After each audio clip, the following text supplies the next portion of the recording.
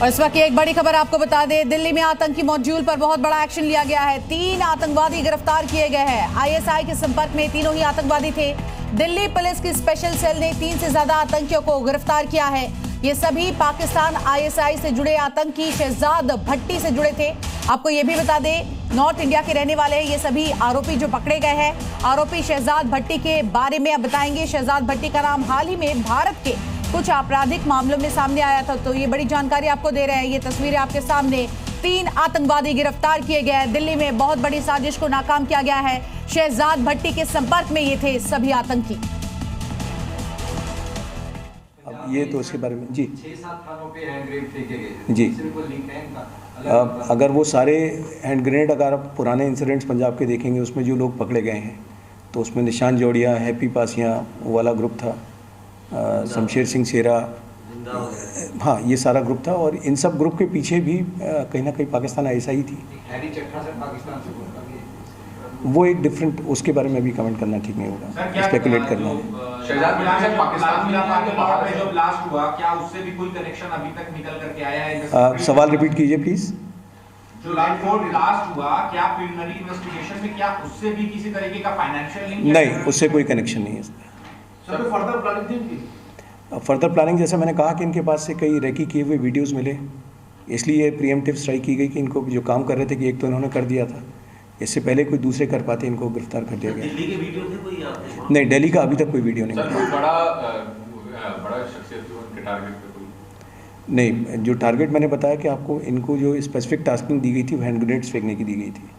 Sir आप कह रहे थे कि कुछ गैंगस्टर्स के कांटेक्ट में थे ये, तो क्या दिल्ली से वो गैंगस्टर्स हैं, वो जैसे मैंने कहा कि शहजाद भट्टी का अपना एक नेटवर्क है, उस नेटवर्क में कुछ लोग और भी हैं, उन पर भी हम लोग इन्वेस्टिगेशन कर रहे हैं, एप्रोप्रिएट स्टेज पे आपसे शेयर करेंगे। सर दिल्ली को लेकर स्पेशल जगह रखी की गई? नहीं, दिल्ली की ऐसी कोई रेकी अभी तक सामने नहीं आई है। सर तीनों का आपराधिक इतिहास क्या है सर? ये तीनों के तीनों नए लड़के हैं। जैसे मैंने कहा कि 19 साल के, 2 19 साल के हैं।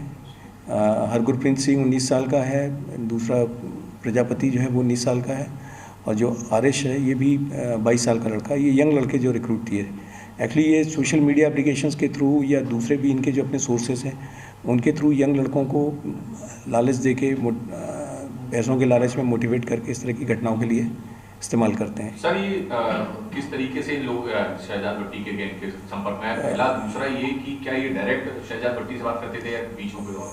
नहीं, ये जो बात चली है इन तीनों से शहजाद भट्टी की डायरेक्ट बात हुई है। बात हुई है? डायरेक्ट बात।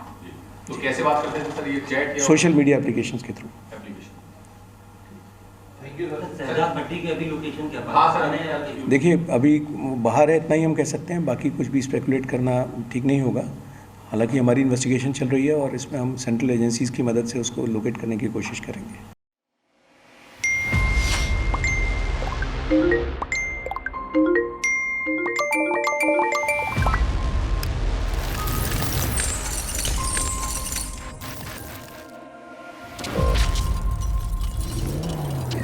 आज के दिन में कितने लोग आप में से हैं जिनका पहला हाथ फोन पे जाता है?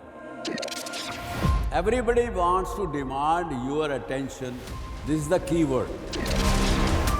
जो कंज्यूम करते हो आप इस डिजिटल टेक्नोलॉजी, कंज्यूम करने की जगह उसको इस्तेमाल करो क्रिएट करने।